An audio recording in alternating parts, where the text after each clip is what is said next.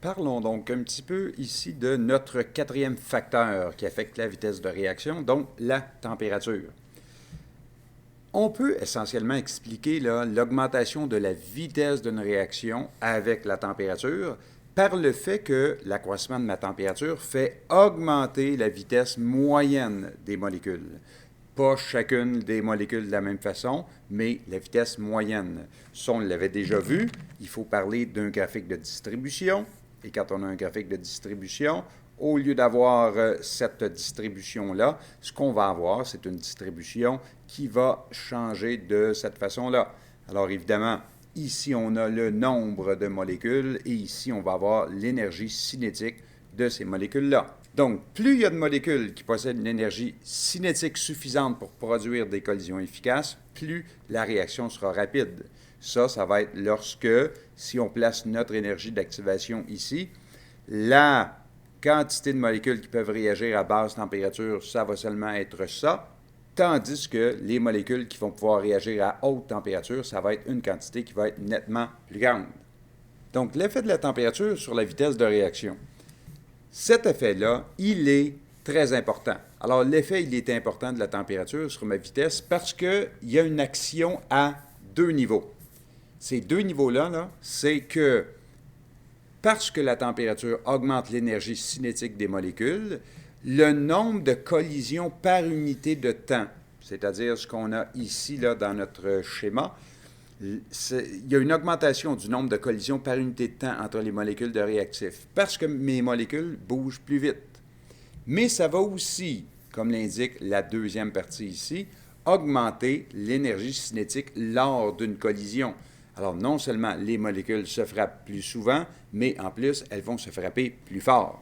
Donc, on va y aller avec quelques vrais ou faux ici sur la température, l'effet de la température sur la vitesse. Alors, allons-y. Sur la vitesse et sur, entre autres, différents facteurs comme l'énergie d'activation ou le delta H.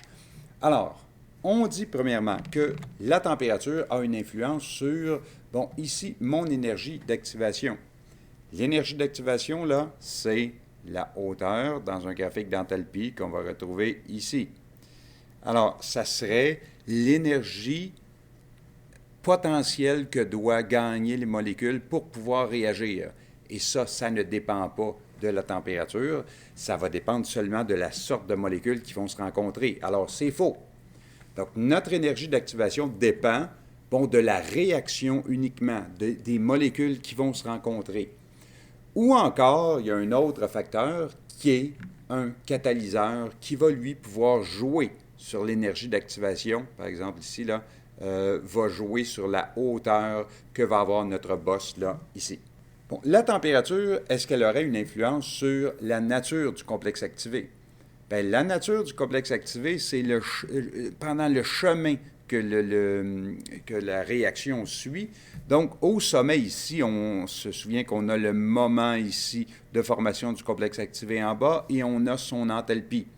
Bien, évidemment, pour une réaction donnée, on a toujours le même complexe activé, quelle que soit l'énergie que les molécules vont avoir, donc qui vont pouvoir plus facilement, si j'ai une température plus élevée, monter la bosse et puis réussir plus facilement à passer, mais ça ne changera pas la nature du complexe activé. Donc, ici, c'est faux.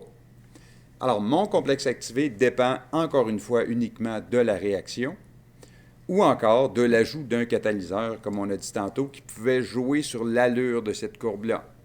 Alors, tant que cette courbe-là ne change pas, puis cette courbe-là ne dépend que de la réaction, puis la façon dont la réaction va se faire entre le début et la fin, on ne pourra pas là, changer ça avec la température.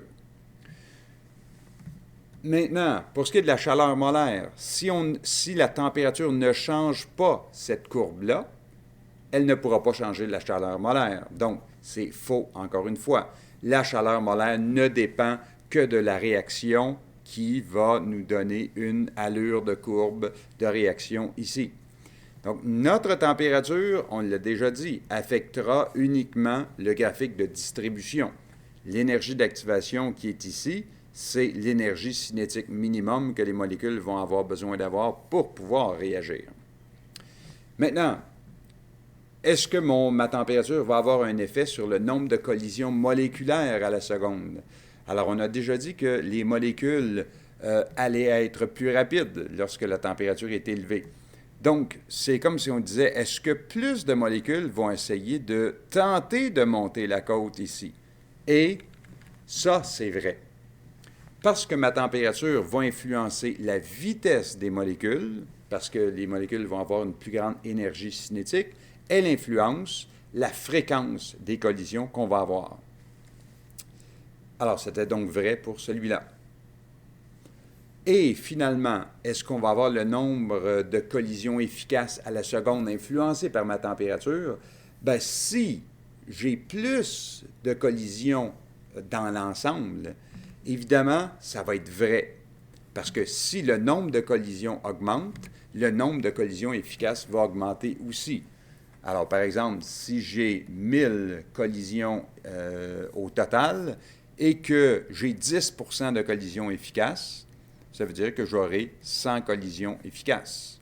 Mais si je réussis à augmenter ce nombre-là à 2000, et si je garde mon 10% de collisions efficaces, j'aurai maintenant 200 collisions efficaces. Donc, le nombre de collisions efficaces aura augmenté. On continue ici avec les derniers vrais ou faux. La température va avoir un effet sur l'énergie potentielle des molécules de réactifs. Bien, on a dit qu'on ne changeait pas la courbe ici. Alors, la courbe, on a ici l'enthalpie de nos réactifs qui est là, enthalpie des réactifs, et on a ici l'enthalpie des produits. Donc, l'enthalpie des produits ici. Donc, l'énergie potentielle des molécules de réactifs, c'est comme si on disait H. Donc, HR. Bien, à ce moment-là, c'est tout simplement faux. L'énergie potentielle ne dépend que de la nature des molécules de réactifs ou de la réaction, on pourrait dire. Donc, ça dépendrait de la réaction chimique qu'on observe. Bon, est-ce que ça va avoir un effet sur l'énergie potentielle accumulée lors d'une collision? Bien, on va dire vrai, parce que si, en moyenne, les molécules sont plus rapides, ont plus d'énergie cinétique, c'est qu'en moyenne, quand ils vont se frapper, ils vont aller en moyenne plus haut. Ça ne veut pas dire que, ici dans mon graphique, là, ça ne veut pas dire qu'ils vont tous réussir à passer par-dessus la bosse, mais qu'en moyenne, ils vont se frapper plus fort, donc accumuler plus d'énergie potentielle.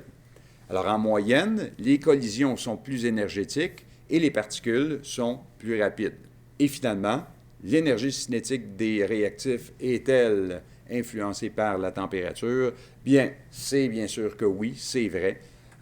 Parce que les particules sont tout simplement plus rapides. La température, on l'a montré dans le graphique de distribution, donne de l'énergie cinétique aux molécules. Ici, si on résumait un petit peu l'effet de notre température, là, donc sur la vitesse de réaction. Donc, commençons par dire que l'augmentation de température donne, dans le fond, une plus grande énergie cinétique à nos molécules. Ça, c'est quand on dit que le graphique de distribution est transformé comme ceci. Évidemment, ceci, c'est lié à la vitesse des molécules. Une plus grande proportion, donc, des collisions qui vont se faire vont être assez énergétiques. Ça, c'est les collisions qui réussissent lorsque les molécules arrivent ici, qu'ils se frappent, on réussit à acquérir l'énergie d'activation qui est représentée là. Donc, notre énergie cinétique permet de faire ça. Évidemment, quand on réussit à avoir assez d'énergie cinétique, on va réussir à former le complexe activé. Donc, on va réussir à franchir l'énergie d'activation. Donc, les collisions vont être efficaces et vont former à ce moment-là des produits. Et c'est la raison pour laquelle notre vitesse de réaction, elle va augmenter.